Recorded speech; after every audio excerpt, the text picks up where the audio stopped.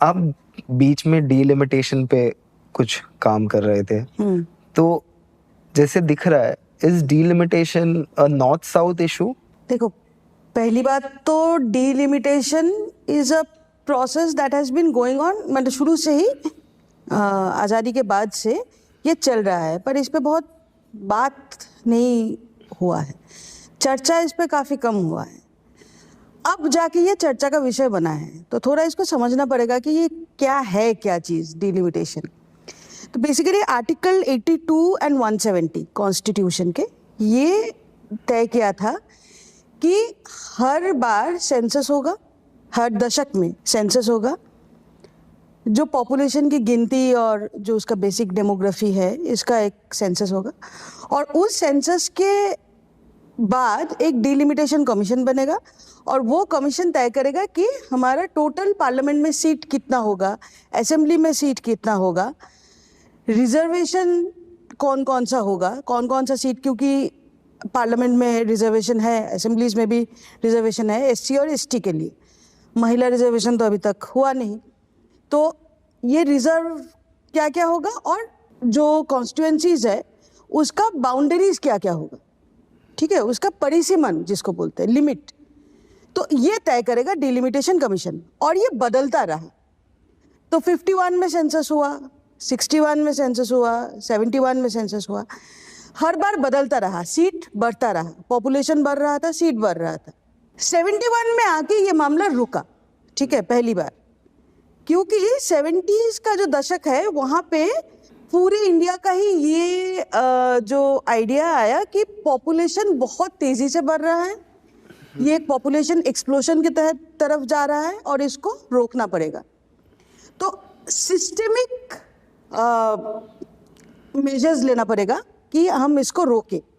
Population जिस हद से बढ़ रहा है उस हद से बढ़ेगा तो देश के लिए वो खतरा है, ठीक है। तो तभी से एक तो नसबंदी वगैरह शुरू हुआ और उसके बाद भी एक पॉपुलेशन को कम करना, अवेयरनेस कैंपेन 70s के बाद ही ये शुरू हुआ। तो अब ये अगर स्टेट का डिसीजन है कि पॉपुलेशन को हम रोकेंगे, तो तब आप पॉपुलेशन के तहत पार्लियामेंट का सीट डिसाइड करना, वो तो कॉन्ट्रडिक्शन हो गया ना, क्योंकि हम चाह रहे हैं कि पॉपुलेशन कम हो। तो तब 1976 में जो डिलिमिटेशन कमीशन हुआ था, जो 1971 के सेंसस के ऊपर था, वो तय किया कि नेक्स्ट 25 ईयर्स तक हम पॉपुलेशन के तहत सीटों को नहीं बढ़ाएंगे। बेसलाइन हमारा 1971 रहेगा, जो 543 जो आज भी है वो सीट फिक्स कर दिया गया, ठीक है। कि ये तय हुआ कि 76 में तय हुआ कि 2001 के जब सेंसस होगा उसके बाद हम इस पे डिसीजन लेंगे। इस बीच में अगर तुम सोचो 70s, 80s, 90s में पॉपुलेशन को लेके काफ़ी अवेयरनेस कैंपेन, हम जब बड़े हो रहे थे 90s में, कि हम दो हमारे दो, छोटा परिवार सुखी परिवार, ऐसे अवेयरनेस कैंपेन भी चल रहा था। और उसके साथ साथ पॉपुलेशन को रोकने के लिए बहुत मेजर्स भी लिया जा रहा था, इंसेंटिवाइज किया जा रहा था कि आपको इंसेंटिव दिया जाएगा, अगर आपका छोटा परिवार है तो आपको सरकारी सुविधाएं मिलेगी। ये पॉपुलेशन रोकने का काम स्टेट गवर्नमेंट्स का था, सेंट्रल गवर्नमेंट बजट एलोकेट करता था लेकिन स्टेट गवर्नमेंट्स रोकता था, ये काम इम्प्लीमेंट करता था। अब क्या हुआ कि साउदर्न स्टेट्स इसमें अच्छे से इसको इम्प्लीमेंट किया। साउदर्न स्टेट्स के पॉपुलेशन बढ़ने का जो गति है वो काफ़ी कम हुआ, जो ही हमारा मकसद था, जो देश ने तय किया था, है ना।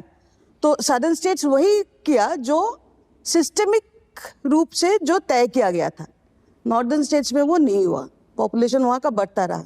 अब 2001 में सेंसस हुआ, उस टाइम वाजपेयी का सरकार था, अटल बिहारी वाजपेयी का सरकार था, और वो सरकार एक बहुत ही फ्रेजाइल अलायंस के ऊपर खड़ा था, तो बहुत मेजर डिसीजंस वो नहीं ले पा रहा था।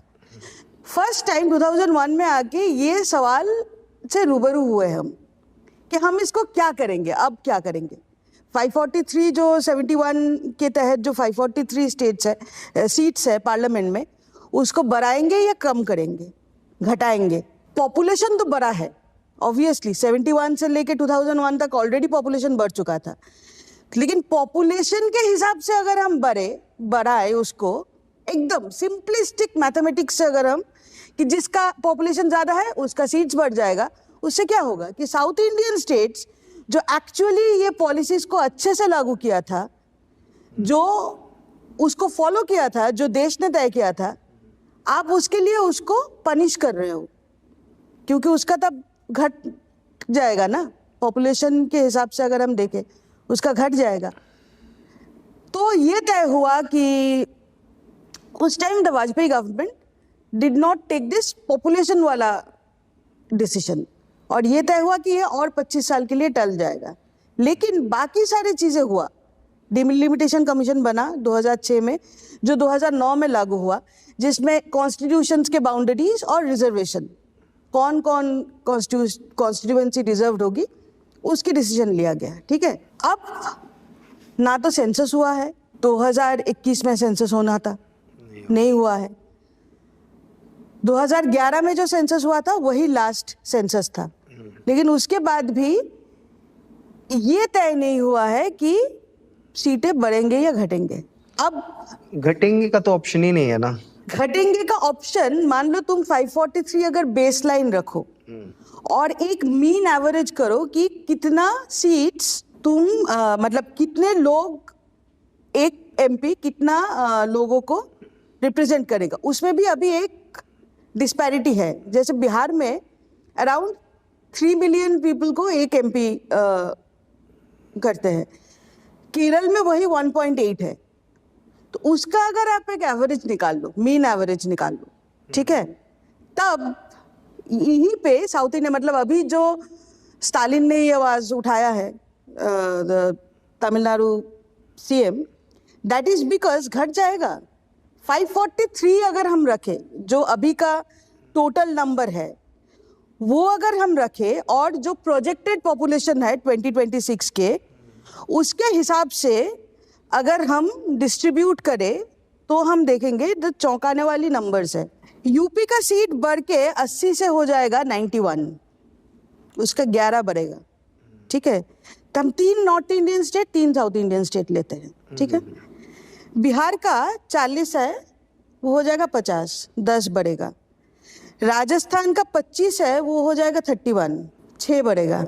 ठीक है, अब साउथ इंडिया में आते हैं। तमिलनाडु का 39 है, घट के हो जाएगा 31, 8 कम हो जाएगा। एपी एंड तेलंगाना, क्योंकि जब वो 71 में हुआ था जो बेसलाइन, उस टाइम तो वो 7 थे, 42 सीट्स है, दोनों का घट के आ जाएगा 34, 8 कम हो जाएगा। केरल का 20 सीट है, 12 हो जाएगा, 8 कम हो जाएगा। तो actually we can not have a simple arithmetic solution of कि जिसका जितना संख्या है उस हिसाब से अब हम प्रोजेक्टेड पॉपुलेशन और एक्चुअल सेंसस अगर हुआ तो पॉपुलेशन वही आएगा। अब तो सवाल है कि साउथ इंडियन स्टेट्स 18% उसका पॉपुलेशन है, ठीक है, 35% वो जीडीपी में कंट्रीब्यूट करता है। नीति आयोग का अभी एक रिपोर्ट आया है कि मल्टी डायमेंशनल पॉवर्टी, कि अलग अलग तरीके से गरीबी, भूखमरी, ये सारे चीज़ों का, ये नीति आयोग का रिपोर्ट है, हम नहीं कर रहे हैं। ठीक है, हम नहीं बोल रहे हैं, नीति आयोग सरकार का, ये सरकार का रिपोर्ट आया है। आप देख लो, वहाँ पे south Indian states, Kerala, Tamil Nadu सारे टॉप पे है, इन द सेंस कि सबका सबसे अच्छा परफॉर्मेंस है, और जो नॉर्थ इंडियन स्टेट्स है उनका सबसे खराब परफॉर्मेंस है। तो जो स्टेट्स देश के तरक्की के जीडीपी में भी जिसका कंट्रीब्यूशन ज़्यादा है, जिसने पॉपुलेशन घटाया था, जिसने गरीबी को कई हद तक कंट्रोल में लाया, जिसका मतलब उसने जो संसाधन है, रिसोर्सेज, संसाधन का लोगों तक पहुंचाने में सबसे कामयाब रहा, वो भी आइडियल है। मैं ये नहीं बोल रहा हूँ कि यहाँ पे गरीबी नहीं है, भूखमरी नहीं है, लेकिन कंपैरेटिवली अगर अब देखा जाए तो उसका सबसे अच्छा परफॉर्मेंस रहा है। लेकिन आप अगर ये सिंपल मैथमेटिक्स में पॉपुलेशन का एक मीन निकाल के उसमें कितना एमपीज होगा ये आप तय करो, तो इनका घट जाएगा। अब घट जाएगा तो क्या होगा कि रिप्रेजेंटेशन पार्लियामेंट में नॉर्थ इंडियन स्टेट्स का ज़्यादा होगा, साउथ इंडियन स्टेट्स का कम हो जाएगा। तो मतलब संसाधन पे या जीडीपी पे कंट्रीब्यूशन साउथ इंडियन स्टेट्स का ज्यादा है, लेकिन पार्लियामेंट में पावर उनका ड्रास्टिकली कम हो जाएगा। बात यही है कि ऐसे सिंपल अरिथमेटिक से तो हम नहीं कर सकते हैं। फिर सिंपल अरिथमेटिक से करेंगे तो नॉर्थ इंडियन स्टेट्स और मतलब साउथ इंडियन स्टेट्स के साथ बहुत ही ज्यादा अन्याय होगा ये, एब्सोल्युटली। फेडरल जो स्ट्रक्चर है हमारा वो पूरी तरीके से धंस जाएगा। फिर फेडरलिज्म का कोई मतलब नहीं रहेगा। फिर फेडरलिज्म का मतलब ये तो फिर कॉलोनी बन जाएगा ना साउथ इंडिया की। तो आप अब से उससे रिसोर्स उससे ऐड रहे हो। आप मनी बैग स्टेट बोलोगे तब तेलंगाना का नाम आएगा, कर्नाटका का नाम आएगा, जहां से आपका इकोनॉमी चल रहा है, लेकिन इनको आप रिप्रेजेंटेशन नहीं देना चाह रहे हो। और तब आप बोल रहे हो कि नहीं आपका संख्या कम है। और वो संख्या क्यों कम है? क्योंकि सक्सेसफुली मिशन था फैमिली प्लानिंग का, तब इन्होंने सक्सेसफुली उसको इम्प्लीमेंट किया। एग्जैक्टली। तो उनको पीनलाइज कर रहे हो बेसिकली आप। एग्जैक्टली। तो yes it is a north south problem. मतलब नॉर्थ साउथ प्रॉब्लम अगर कोई बोले तो yes it is a north south problem. But हम ये जो my research organisation Spect foundation से हम इस पे डिलिमिटेशन पे थोड़ा डीप डाइव किए थे। और डीप डाइव करके हम देखे कि it is not just a north south problem, it is more than that. Unfortunately उस पे कोई बात नहीं हो रहा है। ये नॉर्थ साउथ प्रॉब्लम तो थैंक्स टू स्टालिन ही has forcefully made it a national headlines. अब एटलीस्ट लोगों को पता है। अब एटलीस्ट सामने जो सेंसस होगा, सेंसस अभी तक नहीं हुआ है वो भी एक क्राइम है, ठीक है? क्योंकि 2021 में चलो कोविड चल रहा था, वो एक एक्सक्यूज था, लेकिन अब तो हम 2025 में है ना। 2021 से 25 के बीच में देश में आईपीएल हुआ है, वर्ल्ड कप क्रिकेट हुआ है, सेंसस नहीं हुआ है। ब्रिटिश गवर्नमेंट में सेंसस किया था जब वर्ल्ड वॉर 2 चल रहा था, 42 में वर्ल्ड वॉर 2 चल रहा था, तब भी सेंसस हुआ था। मतलब कोविड कितने दिनों तक ये एक्सक्यूज चल सकता है? हम लोग जो डेटा से काम करते हैं ना, हम अभी भी पॉपुलेशन का मैक्रो डेटा 2011 सेंसस का यूज कर रहे हैं। मतलब देश आगे बढ़ चुका है ना। पर जब ये सेंसस होगा 2026 में, आप बात चल रहा है कास्ट सेंसस भी इंक्लूड करने का बात चल रहा है उसमें, जो बहुत ही अच्छी बात है। ऑपोजिशन तो बहुत दिन से बोल रहा था, अब सरकार भी बोल रहा है, बहुत अच्छी बात है। अगर ये सेंसस 2026 में होता है, और सेंसस नॉट एनपीआर, ठीक है, नेशनल पॉपुलेशन रजिस्ट्री नहीं, सेंसस सिर्फ गिनती करना, किसी का सिटीजनशिप डिटरमिन करने का काम हम नहीं कर रहे। सेंसस आप जब पॉपुलेशन का और उसका बेसिक इकोनॉमी का जब गिनती करोगे, उसके बाद एक डिलिमिटेशन कमीशन फिर से बैठेगा। लेकिन इसके बीच में जो डिलिमिटेशन हुआ है 2009 के डिलिमिटेशन इलेक्शन के टाइम, और उसके बाद 2 स्टेट में डिलिमिटेशन हुआ, वो था इस पूरे बीच में जम्मू एंड कश्मीर और असम। उसमें पहले वो 2009 में डिलिमिटेशन नहीं हुआ था। तो ये सारे डिलिमिटेशन को स्टडी करके हम जो देखे हैं, स्पेक्ट से हम ये देखे हैं कि डिलिमिटेशन इज ऑल्सो, ये एक हथियार है जो मार्जिनलाइज्ड कम्युनिटीज है उसको और मार्जिनल करने का। मतलब देखो, पार्लियामेंट का आइडिया क्या है? पार्लियामेंट का आइडिया है रिप्रेजेंटेशन, है ना? रिप्रेजेंटेशन, और कोई भी डेमोक्रेसी में रिप्रेजेंटेशन तभी तुमको देना पड़ेगा कि जो मार्जिनलाइज्ड है, जो माइनॉरिटीज है, जो हाशिए पे खड़ा है, जो सारे समुदाय, उसका आपको रिप्रेजेंटेशन इंश्योर करना पड़ता है। तो SC/ST कम्युनिटी का रिजर्वेशन है पार्लियामेंट, लोकसभा में, राज्यसभा में नहीं है, लोकसभा में एटलीस्ट है।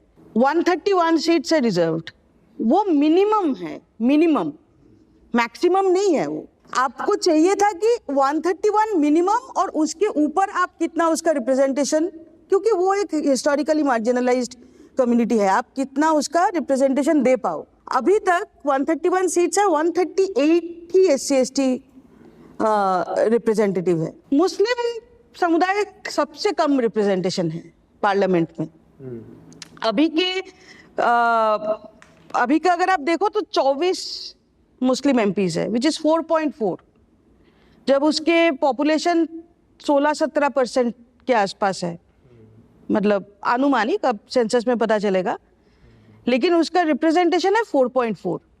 अब ये डिलिमिटेशन से क्योंकि डिलिमिटेशन कॉन्स्टिट्यूएंसीज का बाउंड्रीज तय करता है और रिजर्वेशन कौन होगा वो तय करता है। अब ये रिजर्वेशन आर्बिट्रेरीली हो सकता है, खास करके for ST reservation. ST reservation में आपको दिखाना पड़ता है कि एसटी पॉपुलेशन जहाँ पे है उसी को आप एसटी रिजर्व कर सकते हो। एससी आप किसी भी कॉन्स्टिट्यूएंसी को आप एससी रिजर्व कर सकते हो, ठीक है। अब जब हम when we took this deep dive what we saw is that, और ये कोई एक्सीडेंट नहीं है, क्योंकि मैं एग्जांपल देके आपको बताऊंगी ये बात, हर स्टेट में ये हो रहा है, हर स्टेट में, कि जो मुस्लिम मेजॉरिटी एरियाज है या तो उसको काट के अलग अलग कॉन्स्टिट्यूएंसी में डाल देना, ताकि मतलब एक कंसोलिडेटेड मुस्लिम मेजॉरिटी एरिया से एक रिप्रेजेंटेटिव ना हो, ठीक है। जैसे मेवात एक मुस्लिम मेजॉरिटी एरिया है, उसको 3 हिस्सों में काट के आप ऐसे बना दोगे कि हर हिस्से में छोटे छोटे परसेंटेज ऑफ मुस्लिम्स हो, सो दैट मुस्लिम्स को, मुस्लिम एज अ कम्युनिटी आप अपना रिप्रेजेंटेटिव भेज ही नहीं सकते हो जबकि आप एक जगह पे हो। अब बात यही है ना, ये अपीजमेंट नहीं है, ये रिप्रेजेंटेशन का बात है। एक समुदाय जिसका 17% पॉपुलेशन है उसका आज 4% घट के आ गया है मेंबर ऑफ पार्लियामेंट, तो उसका तो मतलब रिप्रेजेंटेशन ही नहीं है ना, उसका बात कौन करेगा? पार्लियामेंट में खड़ा होकर उसका बात कौन करेगा? पार्लियामेंट तो इसीलिए बना था ना कि हर कम्युनिटी के लोग खड़े होकर वहां पे उस कम्युनिटी का बात कर पाए। मुस्लिम समुदाय के साथ क्या हो रहा है? 2 चीज हो रही है। एक हो रहा है ये जेरिमैंडरिंग, कि एक को आप काट के अलग अलग कर दो। उसका मैं बस 2 कॉन्क्रीट एग्जांपल देता हूं आपको। एक है असम का धुबरी और बरपेटा, ठीक है। धुबरी और बरपेटा में दोनों में 60% मुस्लिम था पॉपुलेशन, दोनों पार्लियामेंट्री कॉन्स्टिट्यूएंसी था। अब दोनों से ही मुस्लिम इलेक्ट होता था, 60% होगा तो उसमें ऑब्वियस है। बरपेटा को क्या किया दिया, बरपेटा से 3 असेंबली निकाल लिया। ये जो अभी असम का मैं बता रही, तो असम में अभी डिलिमिटेशन हुआ है लास्ट इलेक्शन से पहले। बागवर, चेंगा और जानिया 3 असेंबली निकाल के उसको दूसरे में डाल दिया और धुबरी में डाल दिया, ठीक है। अब धुबरी का 10 लाख वोटर धुबरी का बढ़ गया, 10 lakh, can you imagine, 10 lakh voter एक कॉन्स्टिट्यूएंसी में बढ़ गया।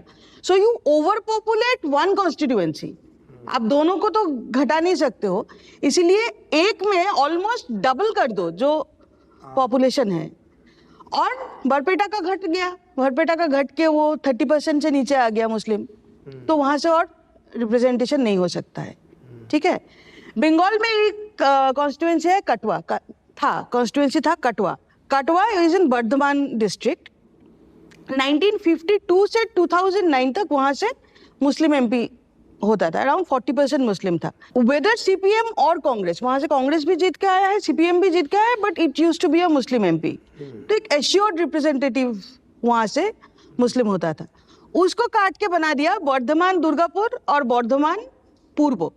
ना बर्धमान पूर्व is now a reserve constituency, तो वहां से तो मुसलमान कंटेस्ट ही नहीं कर सकता है।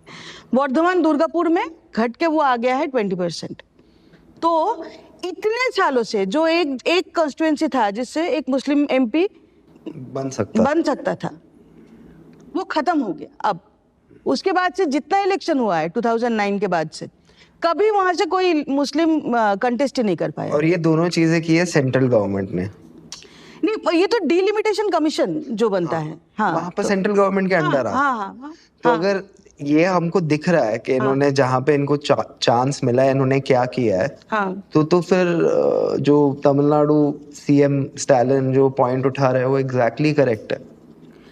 हाँ, तो basically see definitely in the sense that जहां वो ये कर रहा है, लेकिन मैं क्या बोल रही हूँ तुमको कि डिलिमिटेशन पे कोई बात ही नहीं होता था। और इसलिए बेसिकली इन्होंने क्या किया, वोटर आईडी शिफ्ट कर दी है टू अनदर कॉन्स्टिट्यूएंसी, राइट? हाँ, basically that is what they have done. हाँ, तो कॉन्स्टिट्यूएंसी बदल गया है।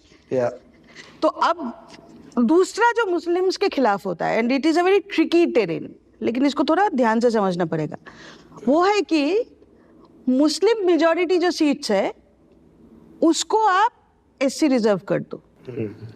And the examples are many, too many. Now from Spect we are now making a list.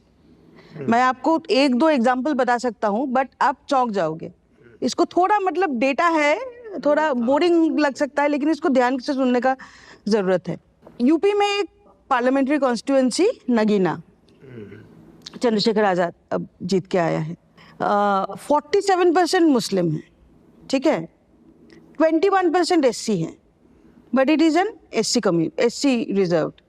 No Muslim can ever even contest because Muslims don't come in the SC category. SC में Buddhist होते हैं, Sikhs होते हैं, जैन्स होते हैं, लेकिन ये नहीं होते हैं। SC मुस्लिम नहीं होता है, SC क्रिश्चियंस नहीं होते हैं। तो कोई भी SC मान अगर कर दिया तो उससे Muslims are absolutely out to even contest. और कोई इसका मिनिमम पॉपुलेशन या मिनिमम रिप्रेजेंटेशन का कोई काउंट है एससी में कि अगर 20% लोग होंगे तो एससी आप कर सकते हैं? एग्जैक्टली, एससी के लिए वो नहीं है। So arbitrarily you can cut any constituency, any Muslim constituency into SC, हाँ, एनी अदर कॉन्स्टिट्यूएंसी आल्सो। इसी पे ट्रिक है, यही समझने का जरूरत है। I will come to that. So दो और एग्जांपल मैं दे रहा हूँ। कच्छ, ठीक है, गुजरात में कच्छ है, 22% मुस्लिम है, 11% एससी है। तो Muslim population is double, but it is SC reserved. Reserve एक है एसटी का, अगर देख ले, रांची राजमहल 34% मुस्लिम है, 27% एसटी है, मुस्लिम ज्यादा है, बट वो एसटी घोषित किया गया है। असेंबली में भी बहुत है ऐसा, ठीक है, बहुत सारे असेंबली है। मान लो बिहार में मनिहार, अभी इलेक्शन होगा, 39% मुस्लिम है, 13% एससी है, पर वो रिजर्व्ड है। बंगाल में एक है नवग्राम, 53% मुस्लिम है, 23% एससी है, पर वो एससी है। ये सवाल, मैं I am saying that there are lots of examples like this, ठीक है। अभयपुरी साउथ इन असम 56% मुस्लिम है, 13% एससी है, बट वो एससी है। पर जब हम ये सवाल उठाते हैं तब ये सवाल आ सकता है कि are you then against reservation? What about SC population? Reservation का पॉइंट थोड़ी जो एक मार्जिनलाइज कम्युनिटी को मार्जिनलाइज करके दूसरी मार्जिनलाइज कम्युनिटी में से टोकन रिप्रेजेंटेशन ढूंढना, that's not reservation. Reservation is कि जो मेजॉरिटी कम्युनिटी या जो मेजॉरिटी पावर सेंटर है उसको इक्वलाइज करना। एग्जैक्टली, तो उसके खिलाफ यहाँ पे दिस इज एग्जैक्टली, मतलब ये अगर हम बोले ना कि, तो हमको क्या बोलना पड़ेगा कि आप इसको डी रिजर्व करो, क्योंकि ये मुस्लिम पॉपुलेटेड है, इसको डी रिजर्व करो। तब बात आएगा, बीजेपी खास करके यही बोलेगा कि आप मतलब दलितों के खिलाफ हो। दलितों को मुसलमानों से भिड़ाना या आदिवासियों को मुसलमानों को भिड़ाना, ये इसका साजिश ये है। हालांकि मैं ये नहीं बोल रहा हूँ कि बीजेपी ने अकेले ये सब डिलिमिटेशन किया है, ये कांग्रेस के टाइम से चल रहा है, 2009 से। This is the system doing it, but this if you're going to counter it, the forces that are right now in power, the counter वहीं से आएगा कि आप दलितों के खिलाफ बोल रहे हो। दलितों के खिलाफ हम नहीं बोल रहे। क्यों मैं बता रही हूँ कि ये डिलिमिटेशन एंटी दलित भी है। उसका एग्जाम्पल कैसा है, मैं आपको क्या बताया, कच्छ, ठीक है, 22% मुसलमान है, 11% एससी है, वो एससी है। वहीं पे बनासकांठा, गुजरात में, कच्छ तो है गुजरात में, बनासकांठा, उसमें 11% एससी, 11% एसटी है। तो आप इसको एससी करो ना, जो एससी एसटी मिला के यहाँ पे 22% है, आप इसको रिजर्व कर सकते थे, उसको रिजर्व नहीं किया। बंगाल में मैंने आपको बोला कि 53% नवग्राम में मुसलमान है, ठीक है, 23% एससी है, उसको रिजर्व कर दिया एससी के नाम पे। पर एक दूसरा है नाटाबाड़ी, बगल वाले डिस्ट्रिक्ट में है। नाटाबाड़ी में 42% एससी पॉपुलेशन है, पर वो रिजर्व नहीं है। समझ रहे हो ये खेल?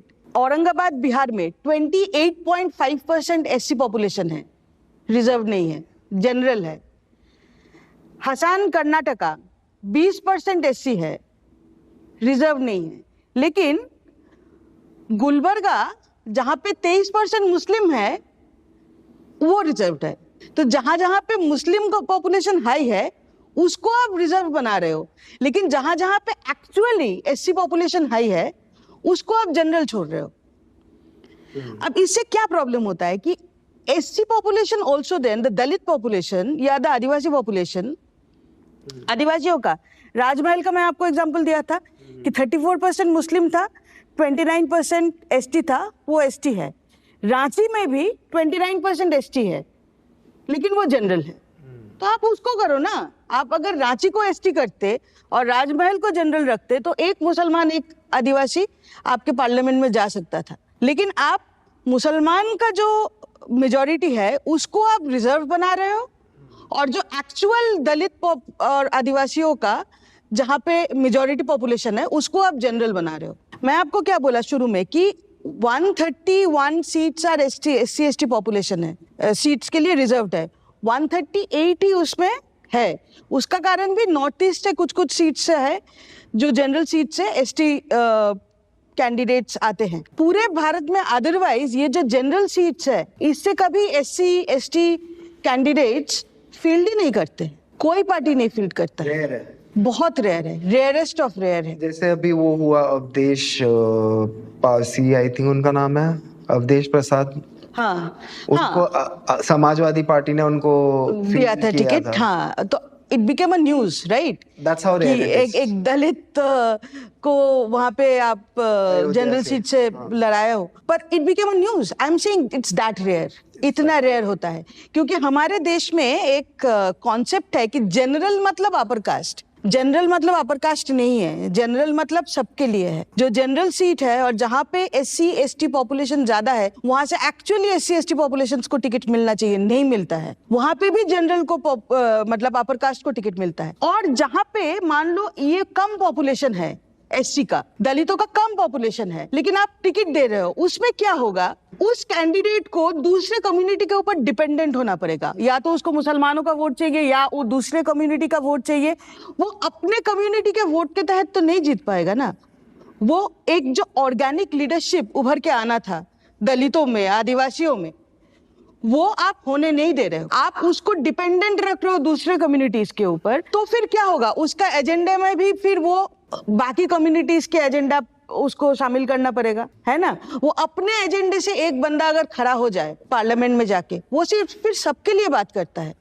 अगर आप देखो अभी जो भारत आदिवासी पार्टी एक बन रहा है, ठीक है, ऑल इंडिया पार्टी बन रहा है, उनके जितने रिप्रेजेंटेटिव्स चुन के जाते हैं वो सबके लिए बात करता है, सारे आदिवासियों के लिए बात करता है। ऑर्गेनिक दलित लीडरशिप जो अपने कम्युनिटी के दम पे जीत के आया है, उसका कॉन्फिडेंस दूसरे लेवल का होता है। उसको पता है कि मेरे पीछे मेरा कम्युनिटी है और मुझे बात करना भी पड़ेगा, है ना।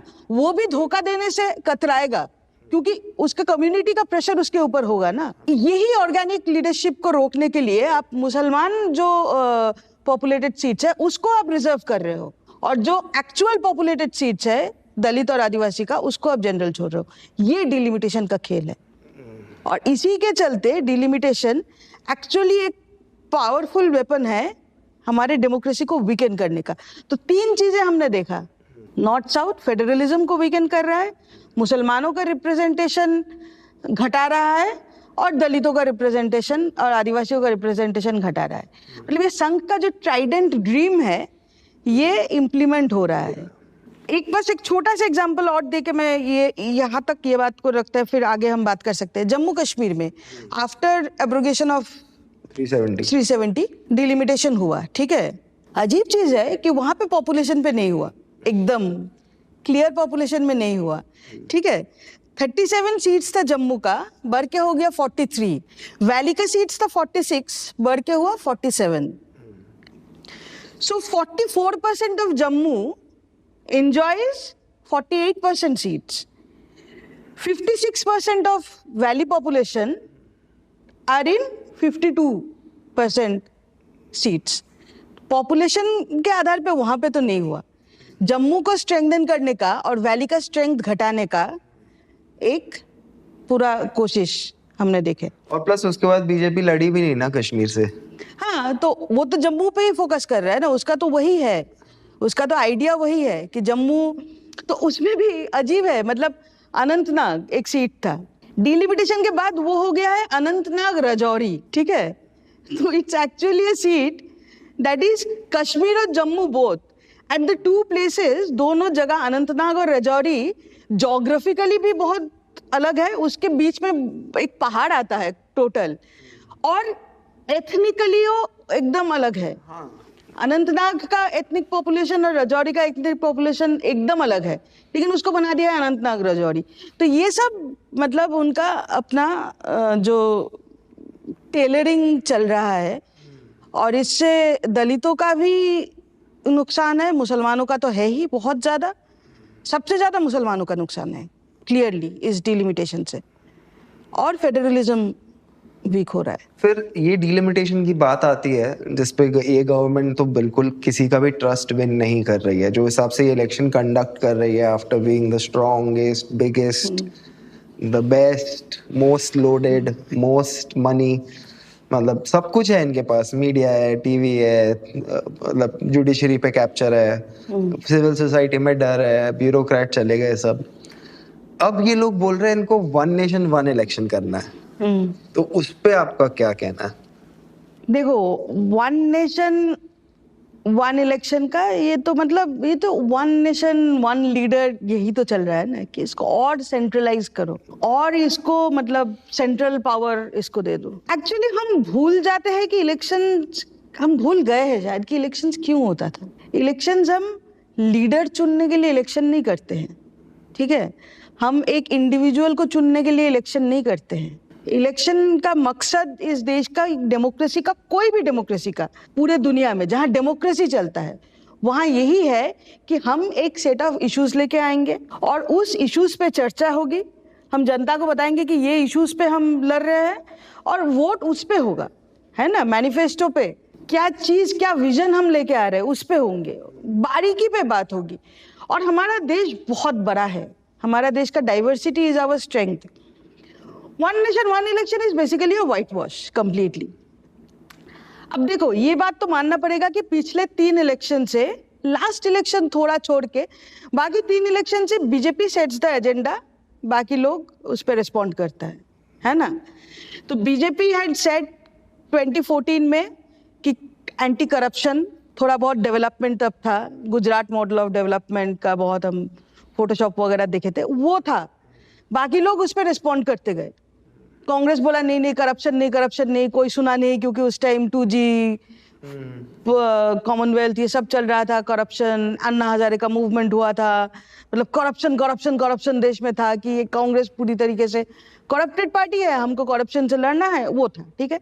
2019 में जाके हुआ कि नेशनल सिक्योरिटी, वो इशू था। बाकी सब उस पर रिस्पॉन्ड करते रहे और कोई दूसरे इश्यूज पे बात ही नहीं हुआ। पूरे देश इलेक्शन में गया नेशनल सिक्योरिटी पे, है ना, और किसी बेरोजगारी, महंगाई, किसी पे बात नहीं हुआ। Last election was on Hindutva, पूरा मतलब हिंदुत्व, और मतलब हम कॉन्स्टिट्यूशन को बदल के हिंदू राष्ट्र की तरफ बढ़ रहे हैं, राम मंदिर एंड ऑल दैट, यही था। थोड़ा बहुत उस पे काउंटर कर पाए। माय क्वेश्चन इज, उसी टाइम मान लो 2019 में जब पूरा देश नेशनल उसमें कर रहा था, नेशनल सिक्योरिटी में, कोई अगर पंचायत इलेक्शन हुआ और पंचायत के लोग वहां पे जाके बोले कि हमको नेशनल सिक्योरिटी, पाला कोट, ये वो, पंचायत इलेक्शन में लोग लात मार के भगा देंगे, ठीक है। वहां पे क्या होगा कि कौन पोखर खोद रहा है, कौन NREGA का पैसा ला रहा है, कौन आंगनवाड़ी के पैसा ला रहा है, इसी पे पंचायत इलेक्शन होता है। पंचायत इलेक्शन में वो दाल नहीं गलती कि national security and all that, है ना। तो पंचायत और ये नेशन के बीच में एक इलेक्शन होता है, राज्य का इलेक्शन, स्टेट का इलेक्शन। स्टेट का इलेक्शन भी जम्मू एंड कश्मीर और तमिलनाडु और मणिपुर और केरला और मध्य प्रदेश, सारे स्टेट का अलग अलग इश्यूज है, अलग अलग उसका नीड है, अलग अलग चीजों पे उसका फोकस है। ये लोग नहीं चाहते हैं उस अलग अलग चीजों पे बात हो, ये लोग नहीं चाहते हैं कि अल्टीमेटली पंचायत में भी वो उस अलग अलग चीजों पे बात हो। सब जगह आप एक लीडर का चेहरा दिखा के आप उस लीडर को इलेक्ट कीजिए, वो हमारा मकसद नहीं था उस डेमोक्रेसी का। हम डेमोक्रेसी का मतलब खो देंगे जब हम वन नेशन वन इलेक्शन का बात करेंगे, हमारा डेमोक्रेसी खो जाएगा कंप्लीटली। हमारा ये जो फेडरलिज्म है वो चला जाएगा कंप्लीटली जब हम वन नेशन वन इलेक्शन का बात करेंगे। रीजनल जितने पार्टीज है वो खड़े ही नहीं हो पाएंगे, क्योंकि रीजन का बात तो होगा ही नहीं ना, रीजन का बात तब होगा ही नहीं। इसमें जो ये लोग कह रहे हैं, जिनको वन नेशन वन इलेक्शन का आइडिया बहुत अच्छा लगता है, कि रिसोर्स कम यूज होगा, एक ही बार बंदा बूथ में जाएगा, 2 ईवीएम पड़े होंगे, वो स्टेट में किसी को चूज करेगा, सेंटर में किसी को चूज करेगा, बाहर आएगा, फिर सीधा 5 साल के बाद वापस जाएगा, स्टेट में किसी को चूज करेगा, सेंटर। इस पे रिसोर्स कम लगेगा, उस पे क्या है? 2 चीजें हैं इसमें, ठीक है, 3 चीजें हैं एक्चुअली। पहली बात वही मैं बोल रही थी, मैकेनिकल एक प्रोसेस नहीं है कि आप बूथ में खड़े होकर दोनों बटन दबा के रोबोट की तरह बाहर आओ। इलेक्शन को लेके कैंपेन होता है ना। इलेक्शन आप इश्यूज पे बात होना होता है, चर्चा होना होता है, वही नहीं करना है। आप क्या चाहते हो कि आप रोबोट की तरह जाओ, दोनों बटन दबाओ, आ जाओ, सोचो मत उतना। जितना कम सोचोगे उतना आप मतलब आप अच्छा नागरिक हो। तो ये तो पहली बात है। दूसरी बात है रिसोर्स के बारे में आप बात कर रहे हो। पूरे देश में एक साथ इलेक्शन होना, 2-2 इलेक्शन होना, ठीक है, उसका काउंटिंग 2-2 अलग काउंटिंग होना, उसके लिए पूरे देश में सिक्योरिटी फोर्सेस को डिप्लॉय करना, क्योंकि जब आपको things will be higher at stake ना, जब आपको राज्य का भी आप चुन रहे हो तब तो वहां पे राइवलरी भी ज्यादा होगी, वायलेंस का भी चांस ज्यादा हो सकता है ना। तो आप ये इमेजिन करो कि ये रिसोर्स, ये जो लोग बोल रहे हैं ना कि एक बार में हो जाएगा, एक बार में इतना रिसोर्स मोबिलाइज करने के पास हमारे पास रिसोर्सेज है क्या? देश का पूरे सिक्योरिटी फोर्सेस को आप एक साथ में वो पूरे देश में वो इलेक्शन ही करता रहेगा। काउंटिंग एजेंट्स मतलब काउंटिंग आपका डबल हो जाएगा, ठीक है ना, जितने काउंटिंग एजेंट्स है उसका डबल हो जाएगा। वो सारा एक बार में करना, वो जो एक बार में एक कार्निवल नहीं है ये सोच समझ के करने वाली चीज है। दूसरा चीज है कि आप जो बोले कि 5 साल में हो जाएगा और 5 साल बाद फिर से होगा, तो 5 साल के बीच में अगर पलटू चाचा पलट गए, जैसे बिहार में पलट जाते हैं ना, पलट गए और फिर उसका मेजोरिटी किसी का नहीं हुआ, तो क्या होगा? सरकार गिर जाएगा और प्रेसिडेंट्स रूल चलेगा फॉर 3 साल। 3 साल के लिए वहां पे प्रेसिडेंट्स रूल चलेगा। अगर आप ये सिंक्रोनाइज्ड इलेक्शन ही करोगे तो बीच में सरकार, मान लीजिए सेंट्रल गवर्नमेंट, एक vindictive central government, I don't know who, कोई मान लो एक विंडिक्टिव सेंट्रल गवर्नमेंट सेंटर में बैठा हुआ है, करेक्ट, ठीक है, उसने उसके ऑपोजिशन का एक पार्टी, मान लो एक स्टेट, मान लो बंगाल में, हाइपोथेटिकली बोल रहे हैं, ठीक है, चुन के आया, जो उसको पसंद नहीं हुआ, ठीक है, वो सोचा था वो खुद आएगा, लेकिन वो डबल डिजिट पे ही रह गया, वो ट्रिपल डिजिट पे नहीं वो कर पाया, ठीक है। विंडिक्टिव एक सरकार बैठा है सेंटर में, उसने तोड़ दिया उस सरकार को, प्रेसिडेंट्स रूल लगा दिया।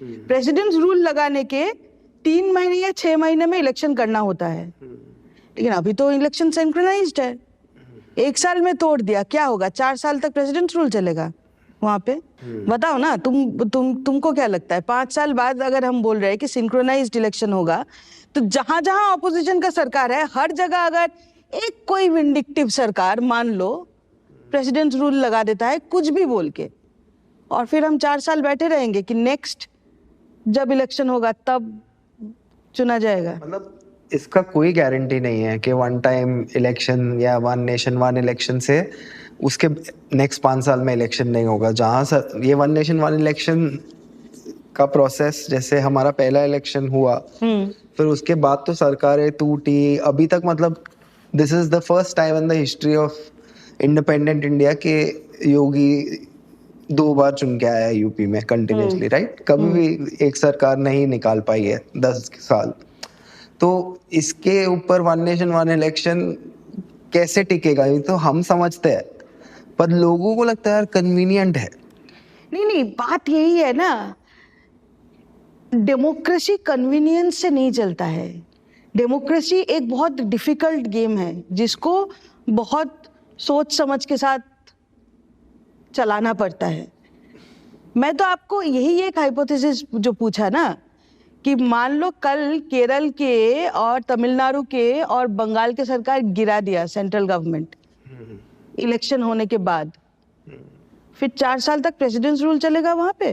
या तो बीजेपी का सरकार चलेगा या तो प्रेसिडेंट्स रूल चलेगा, यही होगा क्या?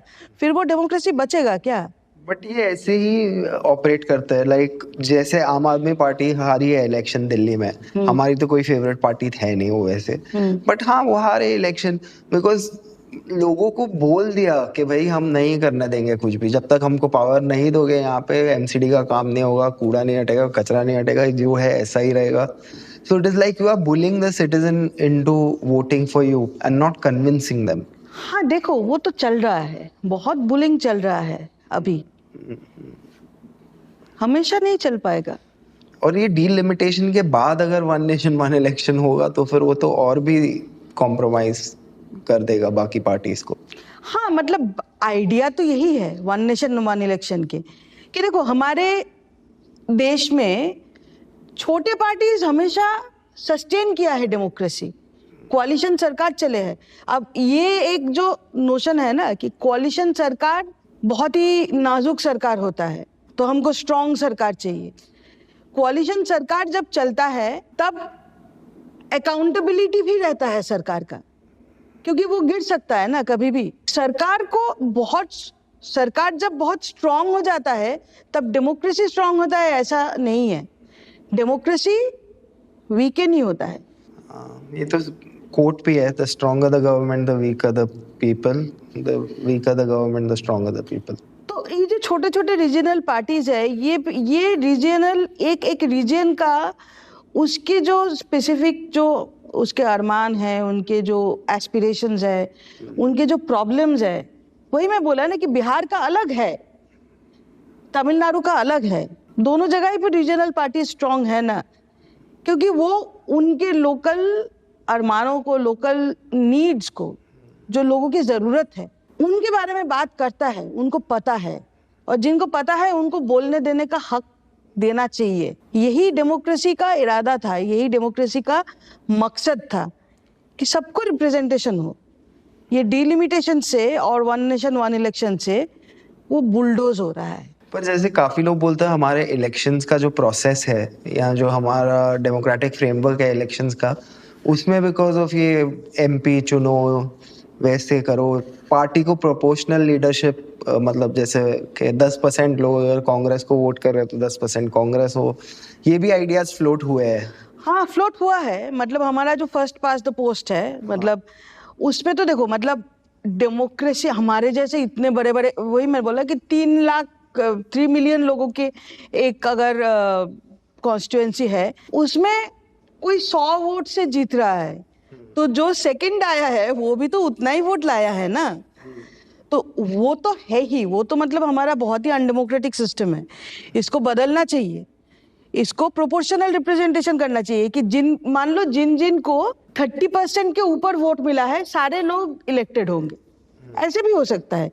तो ये सारे एक्सपेरिमेंट करने का जरूरत है। जैसे डिलिमिटेशन, यूरोपियन पार्लियामेंट में डिलिमिटेशन है, ठीक है, लेकिन उन लोगों का एक अलग फॉर्मूला चलता है। उन लोगों का फॉर्मूला ये है क्योंकि वहां पे भी जर्मनी जैसे कंट्री है जिसका पॉपुलेशन बहुत ज्यादा है, और मोल्टा जैसे कंट्री है जिसका पॉपुलेशन ऑलमोस्ट 5 लाख है, 500,000, ठीक है, जर्मनी का अराउंड 10 मिलियन ऐसा है।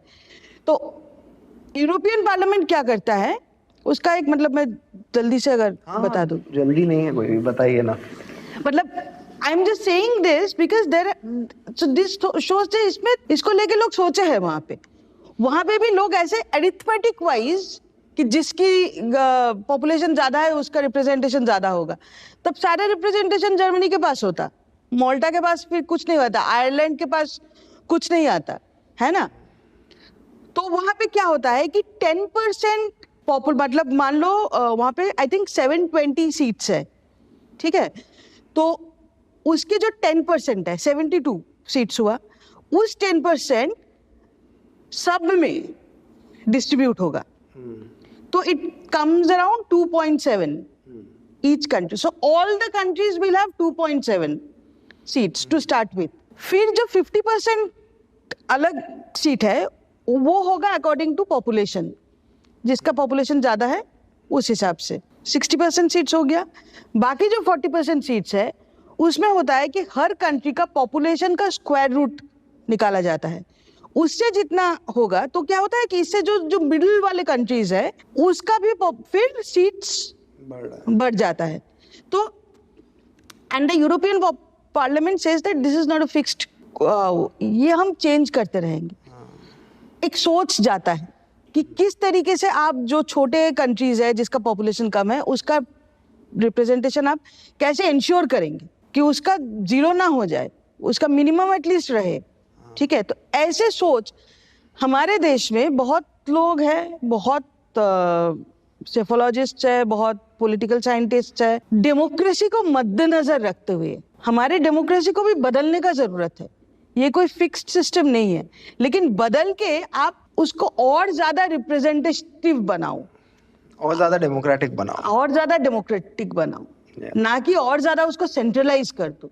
आपको जो पावर है ये सबको देना था, पावर घट के आप 2.5 लोगों के हाथ में आ गया है देश में। तो ये 2.5 लोगों का सरकार तो नहीं चाहते थे ना, हम तो 100 करोड़ का सरकार चाहते थे। डू यू थिंक, मतलब जैसे एक सवाल ये है कि क्या ये जो ये करना चाहते हैं क्या ये कर पाएंगे? देखो, डिलिमिटेशन पे एक विंडो ऑफ होप है। लास्ट ईयर सुप्रीम कोर्ट ने 24 में सुप्रीम कोर्ट ने पास्ड एन ऑर्डर कि डिलिमिटेशन की कहीं पे अगर आर्बिट्ररी है या किसी के रिप्रेजेंटेशन को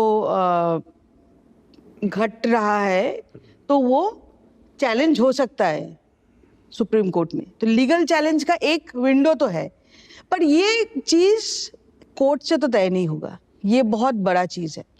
मैं आपको क्या बताया कि डिलिमिटेशन से मार्जिनलाइज्ड कम्युनिटीज का रिप्रेजेंटेशन घट रहा है और साउथ इंडियन स्टेट्स का रिप्रेजेंटेशन कंप्लीटली घट रहा है।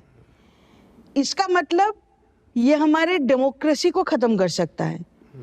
सेकंड क्लास सिटीजन होने के लिए आपके पास वोटिंग राइट है, तभी ऐसा नहीं है कि आप सेकंड क्लास सिटीजन नहीं बन सकते हो। आपका सिटीजनशिप का अधिकार बहुत तरीके से छीना जाता है।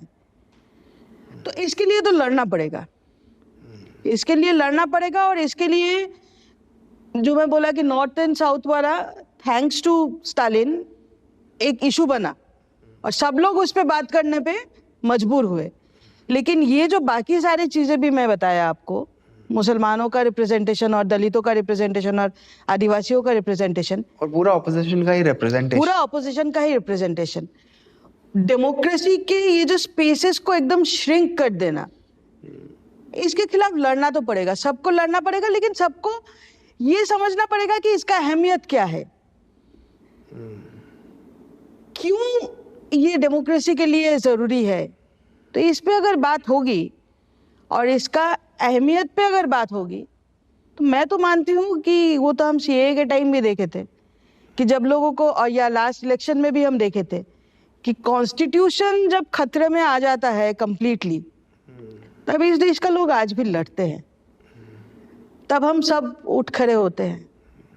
ये भी वन नेशन वन इलेक्शन हो या ये डिलिमिटेशन हो, ये डेमोक्रेसी के एसेंस को खत्म कर रहा है। उसके लिए भी लड़ना तो पड़ेगा और हम लड़ेंगे। Thanks for watching. Stay tuned with us and hit the like, share and subscribe buttons.